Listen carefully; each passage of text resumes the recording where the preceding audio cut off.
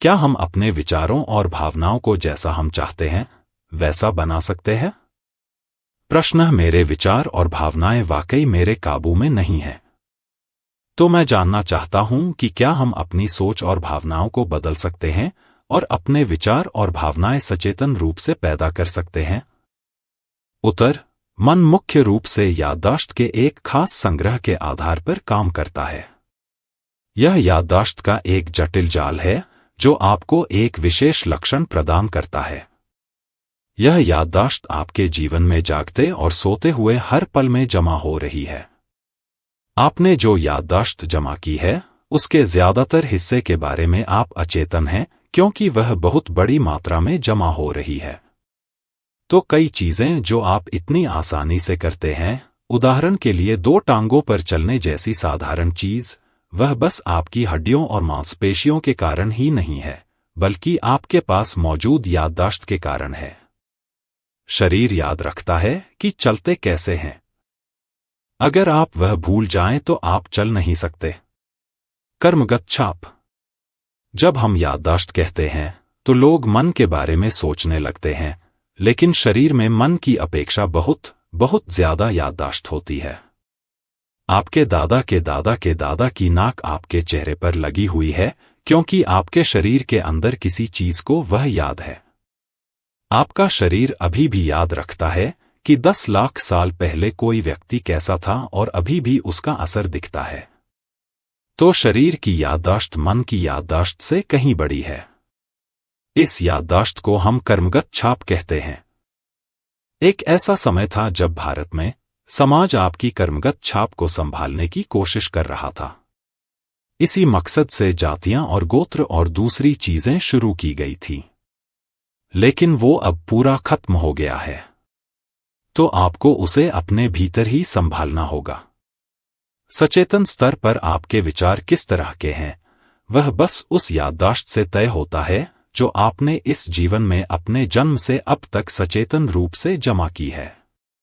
इस सचेतन याददाश्त को प्रारब्ध कहते हैं। लेकिन आपके अंदर ये विचार किस तरह की भावनाएं पैदा करते हैं, वह मुख्यतया याददाश्त की एक अचेतन प्रक्रिया से आता है। वह याददाश्त सचेतन याददाश्त से कहीं बड़ी है और संचित कहलाती है। संचित का अर्थ है कर्मतत्व का अचेतन संग्रह, जो अपने ही तरीके से कार्य करता रहता है। यह स्वयं को अभिव्यक्त करने के संदर्भ में सक्रिय नहीं है, लेकिन यह आपको लाखों अलग अलग तरीकों से प्रभावित करने में सक्रिय है। क्या इसका मतलब यह है कि आप पूरी तरह से पूर्व निर्धारित हैं और आप कुछ बदल नहीं सकते? नहीं।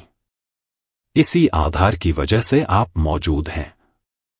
आप खुद का क्या बनाना चाहते हैं वो अब भी आपके ऊपर है।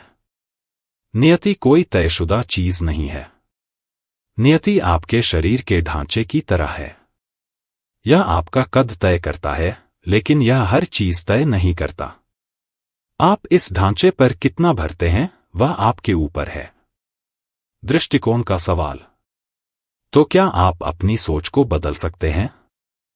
इस बात पर गौर करने के बजाय कि आप में कैसे विचार और भावनाएं आ रही हैं, जीवन के अधिक विशाल परिदृश्य में आप यह देखिए कि आप धूल के बस एक कण हैं।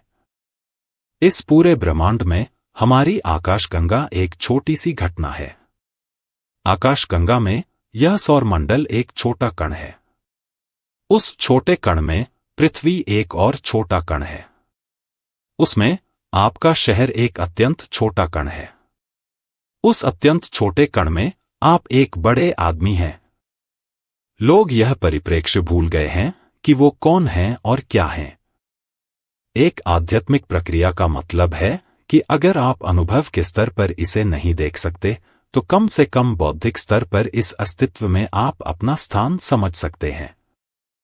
समझने के लिए यह सबसे आसान चीज है।